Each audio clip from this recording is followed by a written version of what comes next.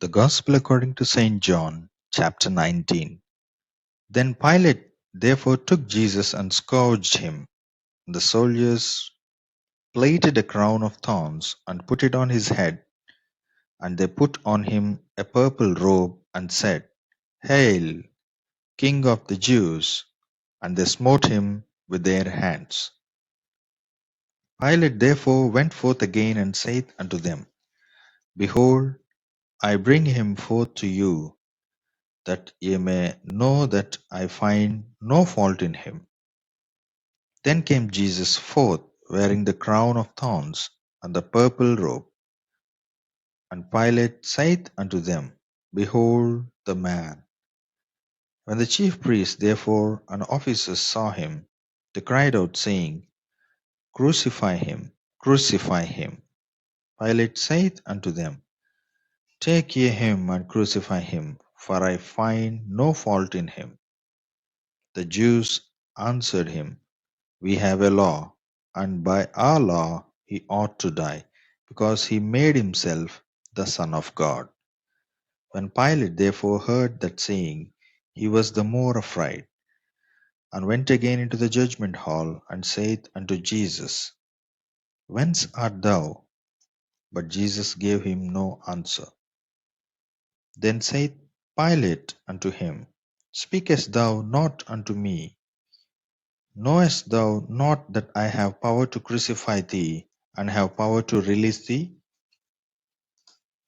Jesus answered, Thou couldest have no power at all against me, except it were given thee from above. Therefore he that delivered me unto thee had the greater sin. And from thenceforth Pilate sought to release him. But the Jews cried out, saying, If thou let this man go, thou art not Caesar's friend. Whosoever maketh himself a king speaketh against Caesar. When Pilate therefore heard that saying, he brought Jesus forth, and sat down in the judgment seat in a place that is called the Pavement, but in the Hebrew Gabbatha. And it was the preparation of the Passover, and about the 6th hour. And he saith unto the Jews, Behold your king. But they cried out, Away with him, away with him, crucify him. Pilate saith unto them, Shall I crucify your king? The chief priests answered, We have no king but Caesar. Then delivered he him therefore unto them to be crucified. And they took Jesus and led him away. And he, bearing his cross, went forth into a place called the place of a skull, which is called in the Hebrew Golgotha, where they crucified him, and two other with him, on either side one, and Jesus in the midst. And Pilate wrote a title and put it on the cross, and the writing was, Jesus of Nazareth, the King of the Jews. This title then read many of the Jews, for the place where Jesus was crucified was nigh to the city, and it was written in Hebrew and Greek and Latin. Then said the chief priests of the Jews to Pilate, Write not, the King of the Jews, but that he said, I am King of the Jews. Pilate answered, What I have written, I have written. Then the soldiers, when they had crucified Jesus, took his garments and made four parts, to every soldier a part, and also his coat. Now the coat was without seam, woven from the top throughout.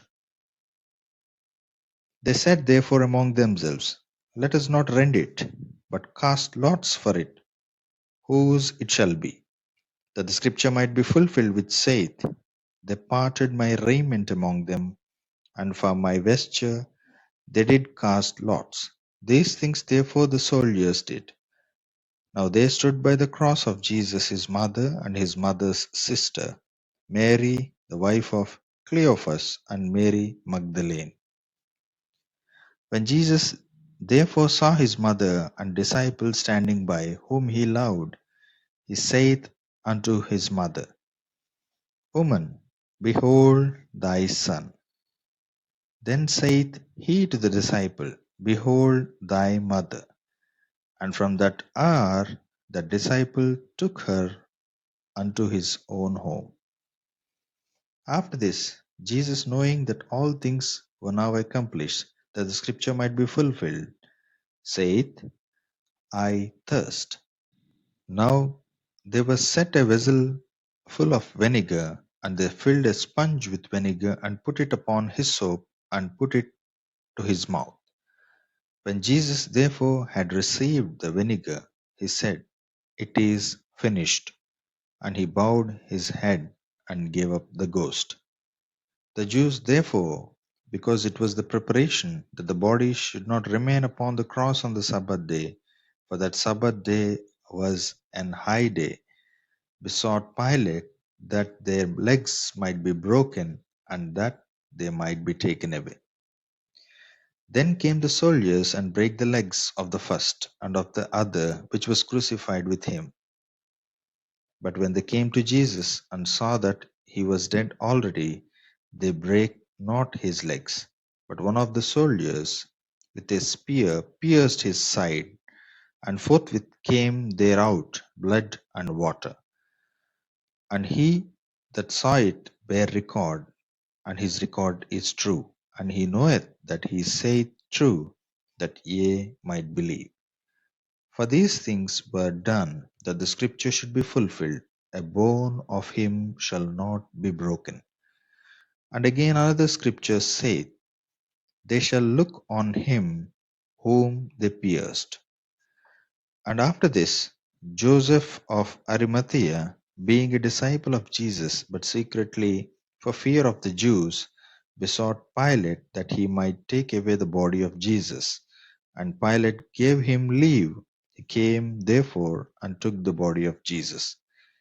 And there came also Nicodemus, which at the first came to Jesus by night, and brought a mixture of myrrh and aloes, about 100 pound weight.